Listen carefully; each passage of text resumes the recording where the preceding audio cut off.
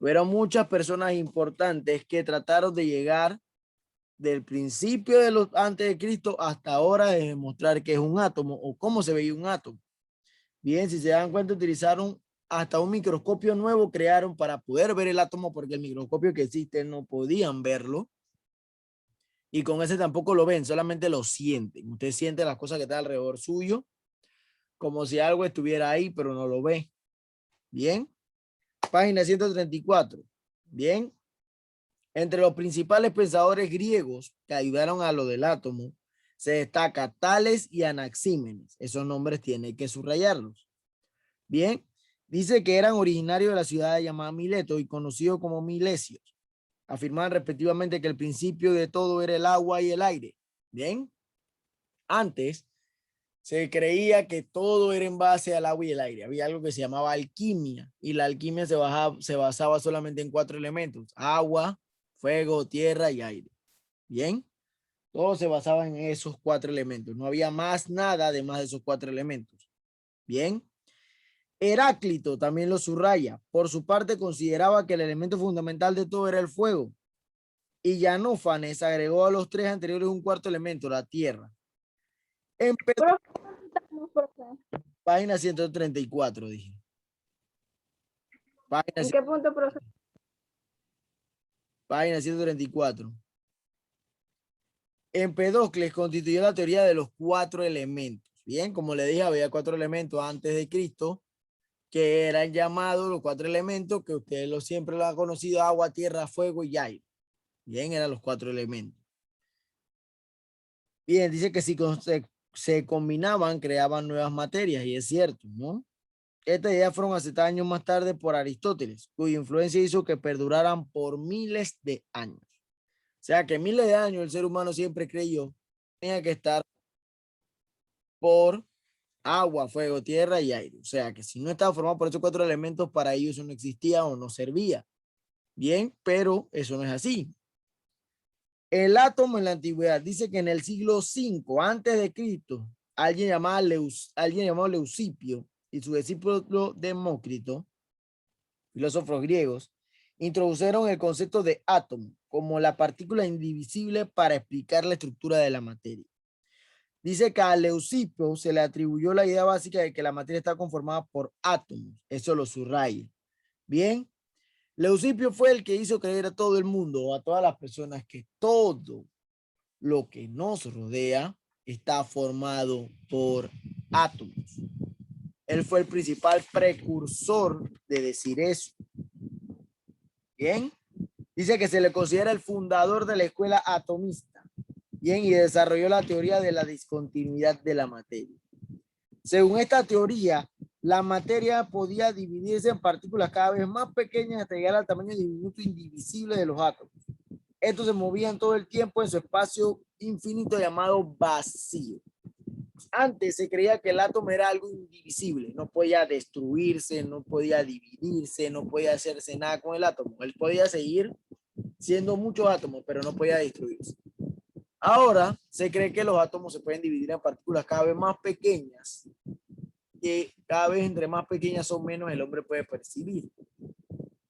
Bien, pero recuerde que la materia no se crea ni se destruye, la materia se transforma. Recuerde que la materia es todo el objeto que usted ve. Si usted agarra un árbol y lo parte y lo pica, lo convierte en un mueble, transformó. Eso sigue siendo árbol. Si usted agarra el agua y la congela, sigue siendo agua, pero congelado, o sea, hielo. Sea como sea, la estructura sigue siendo la misma. Eso no cambia. Bien. Dice que según Demócrito, todos los átomos sólidos, indivisibles, indestructibles y eternos y las diferentes formas de la materia se debían reorganizar en los átomos. Y vamos a ver la teoría atómica de Dalton. Dice que a comienzos del siglo XIX, 2020 años después de Leucipo y Demócrito, el científico inglés John Dalton retomó las ideas acerca del átomo y las replanteó basadas en resultados experimentales.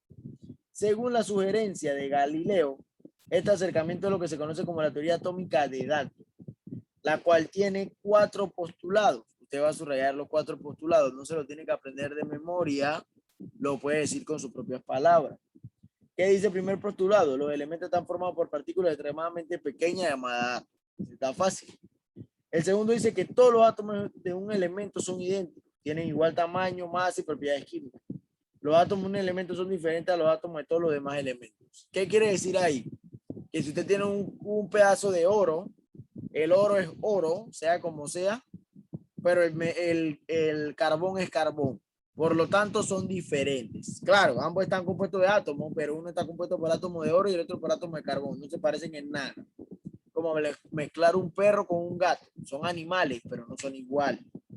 Bien. Profe, una pregunta, ¿en qué página estamos? 135. Los compuestos están formados por átomos de más de un elemento. En cualquier compuesto los átomos se unen en proporciones simples y constantes. Eso es cierto. El agua está formada por dos átomos. H2O, átomos de hidrógeno y átomos de oxígeno. Son dos átomos de hidrógeno y un átomo de oxígeno. Bien, el CO2 también está formado por dos átomos. Es un compuesto. Carbono. Bien. La mayoría de las cosas que nosotros, el ser humano, utilizamos están compuestas o están formadas por dos átomos que se le conoce como compuestos. Bien, dos o más átomos. ¿Ok? Dice que una reacción química implica solo la separación de combinación o reordenamiento de los átomos, lo que no se crea ni se destruye en las reacciones químicas. ¿Qué ocurre? Si usted agarra agua con azúcar, agarra el agua, la mezcla y luego la tira en una olla. Bien. ¿Qué va a hacer? Va a agarrar esa agua con azúcar, la va a echar en una olla y la va a calentar. Cuando usted la calienta, el agua se evaporó y quedó el azúcar. Usted acaba de hacer una separación de átomos. Separó el agua, separó el azúcar. Eso usted lo puede hacer. Pero hay otras cosas que usted no puede separar. Si yo agarro un suéter y lo jalo hasta partirlo, sigue siendo suéter, nada más que se partió y se dividió en dos. Bien. Entonces. Se cose ya, profe. ¿Cómo? Que se cose. Se cose y ya. O sea, es así. Hay cosas que simplemente no se pueden separar. Hay otras que sí, usted puede separar. Y hay otras que se ven a simple vista como usted las separa y hay algunas que no se mezclan. Si usted agarra un vaso y le echa agua, le echa aceite y le echa jabón, usted va a ver las tres capas divididas. Agua, aceite, jabón. Nunca se toca. Nunca, nunca, nunca. ¿Bien? ¿Por qué? Porque no se puede mezclar porque sus átomos no son compatibles para mezclarse. Bien. Teoría atómica de Thomson. Dice que los primeros registros de observación de fenómenos eléctricos lo realizaron los griegos. Al observar cómo el ámbar, al ser frotado con un trozo de cuero, atraía pequeños pedazos de material liviano. Bien. Los griegos por primera vez inventaron algo o hicieron algo con una roca que era el ámbar, la frotaban contra el cuero y atraía otros pedazos de piedra. Eso lo hacían más que todo para sacar oro o metales preciosos. Y ellos prácticamente inventaron el imán. Bien, lo que conocemos como imán. Nada más que había que frotarlo. Imagínense, todo el día estar frotando eso ahí en el cuero para poder coger algo de piedra. Se iba a cansar. Bien. A medida que avanzaron los estudios sobre la estructura interna del átomo, se puede explicar por qué algunos cuerpos, al ser frotados, adquirían carga eléctrica. Dice que actualmente se sabe que el origen de la carga es el átomo, el cual está formado por partículas subatómicas llamadas electrones, protones y neutrones. Eso lo subraya. El átomo está compuesto por tres cosas: neutrones, protones y electrones. Bien, muy, muy, muy importante. Profe, ¿dónde dice eso, profe? Página 135. Página 135. Estamos en la teoría de Thomson.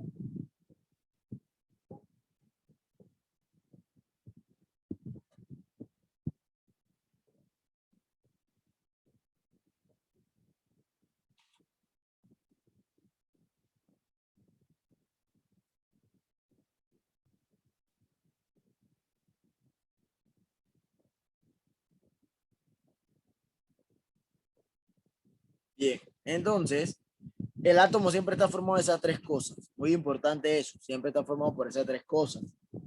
Bien, en 1903, Joseph Thomson, físico británico, propuso entonces que el átomo se constituía de electrones negativos incrustados en un átomo positivo. Y era cierto hasta un punto. El átomo está compuesto de protones, neutrones y electrones. El átomo tiene un núcleo. Alrededor del núcleo están girando todos esos tres componentes. El neutrón es, como dice su nombre, neutro. Él no tiene ninguna carga, ni positiva ni negativa. El electrón, que es lo que estamos hablando de Thomson, sí es negativo. Y el protón es positivo. Un átomo está debidamente balanceado siempre que tenga la misma cantidad de protones, electrones y neutrones. ¿Cómo es eso? Si hay 10 electrones negativos y 10 protones que son los positivos, y hay 10 neutrones, está en perfecto estado.